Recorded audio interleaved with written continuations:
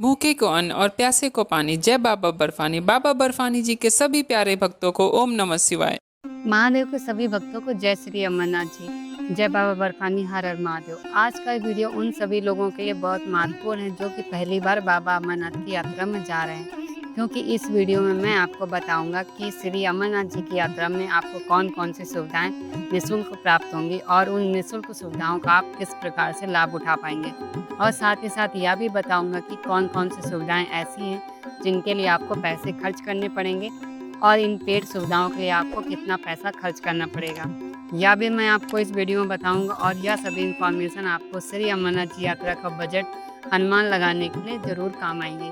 तो चलिए वीडियो को इस पॉइंट से शुरू करते हैं कि आपका यात्रा परमिट बन चुका है, आप जम्मू पहुंच चुके हैं। एक बात का बहुत ध्यान रखिएगा कि श्री अमरनाथ जी की यात्रा के लिए रजिस्ट्रेशन यानी यात्रा परमिट बहुत ज़रूरी है। बिना यात्रा परमिट के आप श्री अमरनाथ जी की यात्रा को नहीं कर सकते हैं। तो चलिए अब आगे की बात करते हैं। आप अपना यात्रा परमिट, आधार कार्ड, ओरिजिनल मेडिकल लेकर जम्मू पहुंच चुके हैं। यह सभी डॉक्यूमेंट यात्रा के लिए बहुत ज़रूरी डॉक्यूमेंट्स हैं। तो अब आप जम्मू पहुंचने के बाद आपको सबसे पहले ज़रूरी डॉक्यूमेंट प्राप्त करना है, जो कि है RFID कार्ड। RFID कार्ड की सुविधा पूरी तरह से निःशुल्क है। RFID कार्ड इशू करने के लिए जम्मू, श्रीनगर, बालटाल और पहलगाम में काउंटर्स बनाए जाते हैं, जहां से आप RFID कार्ड प्राप्त कर सकते हैं। RFID कार्ड की सुविधा पूरी तरह से निःशुल्क है, जिसके लिए आपको कुछ भी पैसा पे नहीं करना पड़ता है। जब आप जम्मू से हमको आगे बालटाल या पहलगाम जाना होता है, जिन यात्रियों ने बालटाल रोड का चयन किया है उन्हें बालटाल, और जिन्होंने पहलगाम रोड का चयन किया है उन्हें पहलगाम पहुंचना होता है। अब जम्मू से पहलगाम या फिर बालटाल जाने के लिए आपके पास दो ऑप्शन अवेलेबल होते हैं। या तो आप प्राइवेट टैक्सी बुक कर सकते हैं, उससे आप बालटाल या फिर पहलगाम चले जाएं, या फिर आप जम्मू के भगवती नगर बेस कैंप में चले जाएं, जहां से बालटाल और पहलगाम दोनों जगहों के लिए बसों का काफिला पुलिस प्रोटेक्शन में निकलता है। अक्सर लोग सिक्योरिटी रीजन की वजह से भगवती नगर में जाकर पुलिस प्रोटेक्शन में जाने वाले काफिले के साथ ही जाना पसंद करते हैं, जिसे कॉन्वॉय कहते हैं। यहाँ पर मैं आपको एक बात बता दूँ, यदि आपका यात्रा परमिट बालटाल रूट का है तो आपको जम्मू से बालटाल जाना होता है, और यदि आपका यात्रा परमिट पहलगाम रूट का है तो आपको जम्मू से पहलगाम जाना होता है। यदि आप बसों के काफिले के साथ पुलिस प्रोटेक्शन के में बालटाल या फिर पहलगाम जाना चाहते हैं तो आपको जम्मू रेलवे स्टेशन से भगवती नगर यात्री निवास आना होता है। भगवती नगर यात्री निवास जम्मू रेलवे स्टेशन से लगभग 5 से 6 किलोमीटर की दूरी पर है। यहाँ के लिए आपको बसेस मिल जाती हैं, जिनमें लगभग 15 से 20 रुपये का किराया लगता है। भगवती नगर यात्री निवास में बहुत सी निःशुल्क सुविधाएं आपको मिलती हैं, जिसमें यहाँ पर आपको निःशुल्क रहना मिल जाता है। यानी आपकी यात्रा की डेट थोड़ा बाद की है तो आप यात्री निवास में यहाँ पे स्टे कर सकते हैं।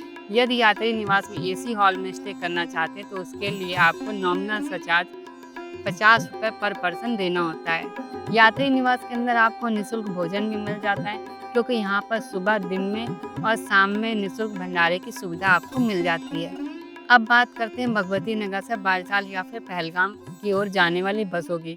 तो यहाँ पर मैं आपको बता दूं कि यहाँ पर बसों की सुविधा यहाँ पर बिल्कुल भी निःशुल्क नहीं है, लेकिन हाँ, इसमें आपको ज़्यादा खर्चा नहीं आता है। आपको भगवती नगर से बालटाल तक का लगभग 800 रुपये देना होता है और पहलगाम तक का लगभग 700 रुपये आपको देना पड़ता है। इन बसों के टिकट्स के लिए भगवती नगर यात्री निवास के अंदर ही टिकट काउंटर बना हुआ है। तो आप जैसे ही भगवती नगर यात्री निवास में प्रवेश करें, प्रवेश करने के बाद सीधे सबसे पहला काम आप अपना यात्रा का टिकट बुक करा लीजिए।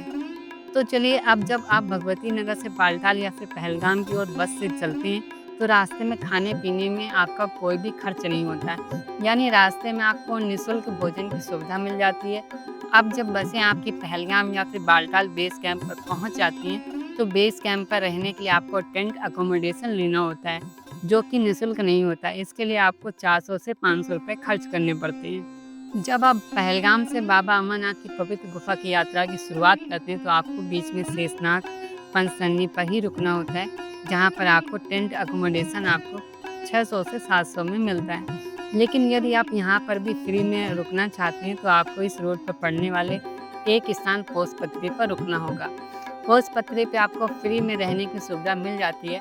यह फ्री सुविधा आपको पोस्टपत्री पर लंगर की अरेंजमेंट करने वाले ग्रुप्स प्रोवाइड कराते हैं।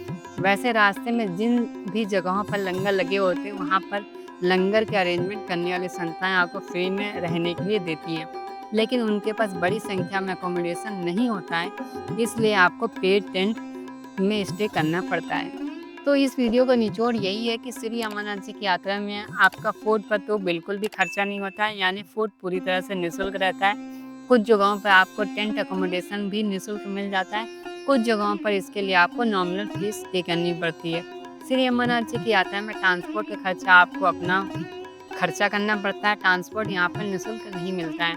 तो उम्मीद करता हूँ यह वीडियो आपको पसंद आया होगा, और यदि आप पहली बार श्री अमरनाथ जी की यात्रा पवित्र यात्रा में जा रहे हैं तो संभवतः यह वीडियो आपके बहुत काम आएगी। इन सभी जानकारियों के बाद मैं अपनी वाणी को विराम देता हूँ। यदि वीडियो आपको पसंद आया तो वीडियो को लाइक कीजिए, शेयर कीजिए। नई जानकारी के साथ मैं आपसे मिलूंगा एक नए वीडियो में। तब तक के लिए हर हर महादेव।